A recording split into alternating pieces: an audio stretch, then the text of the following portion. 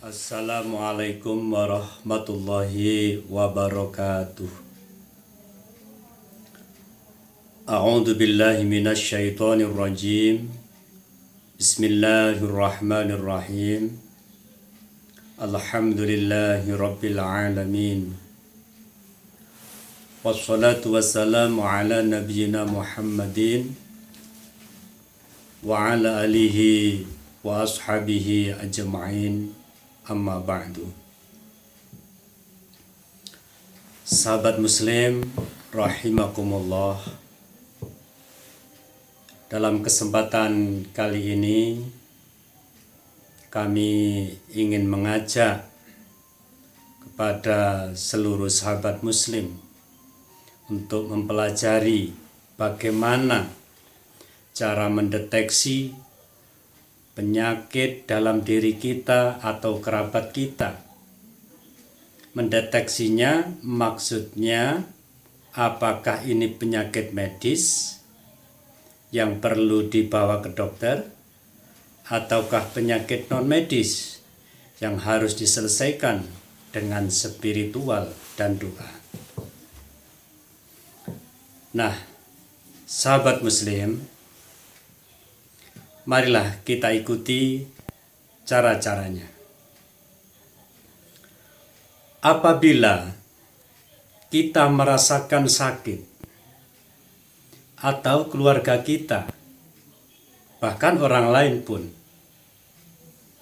yang perlu kita ketahui sebelum kita mau mengobati atau berobat, ketahui dulu ini penyakit medis atau non medis. Di antaranya yang sering kami jumpai dan yang pernah terjadi di tempat kami yaitu sakit kepala. Luar biasa sakitnya. Saya tanyakan belum ada keterangan dari dokter. Kenapa sakit kepala? Dia tidak tahu. Akhirnya kami mencoba mendeteksi dengan penentuan penyakit non medis atau medis. Ternyata diketahui ini adalah penyakit non medis. Pernah juga yang kami ketahui ternyata ini penyakit non medis atau gangguan guna-guna, yaitu kerabat kami yang sakit perut waktu itu. Kurang lebih jam 2:30 malam menelpon pada kami, dan alhamdulillah terdeteksilah bahwa itu juga penyakit guna-guna.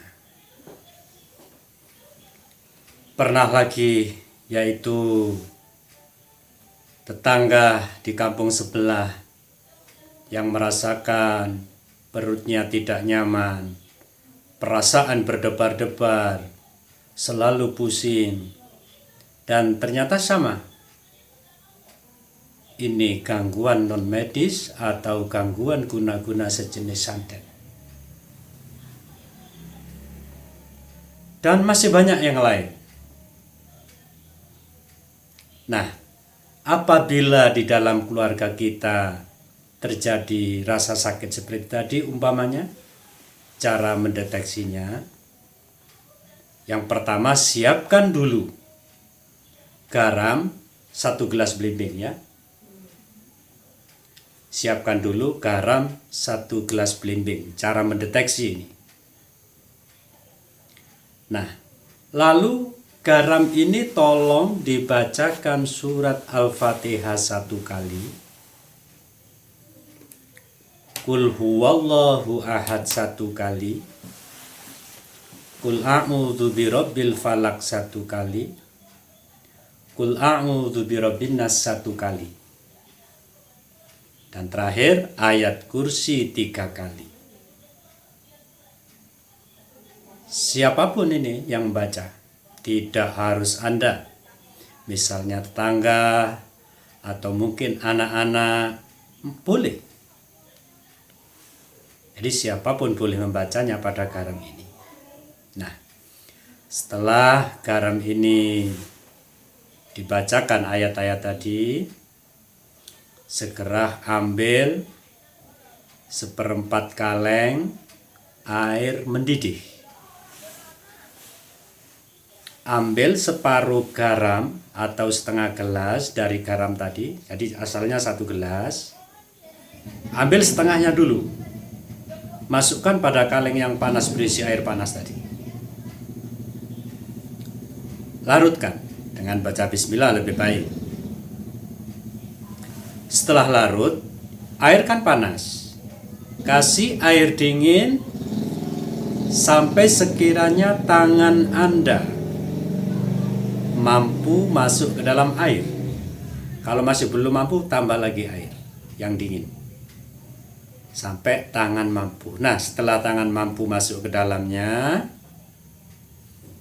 barulah suruh kaki dari sahabat atau saudara atau keluarga yang sakit dimasukkan ke dalam kaleng untuk direndam. Yang intinya panasnya tadi kurang lebih 35 sampai 40 derajat Celcius. Tingkat kepanasan air tadi. Saat direndam, apabila ini ada penyakit non medis ya, gangguan setan, jin, atau santet, guna-guna, inilah reaksi yang akan terjadi. Yang pertama, orang ini akan merasakan lebih sakit. Yang kedua, mungkin terjadi pingsan. Yang ketiga, menjadi lemas. Yang keempat, hilang kesadaran, mau berontak. Yang kelima, bisa saja dia langsung hilang penyakitnya. Kalau ini gangguan non medis atau gangguan setan lah singkatnya. Tetapi jika ini penyakit medis, penyakit biasa yang harus berobat ke dokter misalnya, maka dia tidak akan terjadi reaksi apa-apa. Dia biasa aja. Dan sakitnya juga tetap sakit biasa. Tidak lebih sakit, ya mungkin berkurang sedikit-sedikit. Kalau gangguan non medis atau gangguan setan seperti tadi yang saya terangkan itu. Nah, setelah dilakukan rendam kaki, lihat reaksi yang terjadi ya. Seumpama orang yang sakit ini tidak terjadi reaksi apa-apa, katakanlah umpama ini kayaknya medis, lakukan yang kedua dulu. Yang kedua, pendeteksi lanjutannya, separuh sisa garam tadi. Dengan orangnya tetap rendam kaki, maka langsung sisa garam setengah gelas berikutnya masukkan ke air yang masih mendidih, kurang lebih 1 kaleng. Setelah dimasukkan ke dalam kaleng yang ada air mendidihnya, garamnya dilarutkan, lalu usapkan atau spon atau pelkan secara merata ke seluruh ruangan di rumah tersebut. Mulai dari teras rumah, ruang tamu, kamar, ruang tengah, dapur, ratakan dengan air panas. Panas ya ini, jadi panas 100 derajat, pakai apa itu, pel-pelan yang ada gagangnya itu, alat pel, biar tidak panas tangan ya.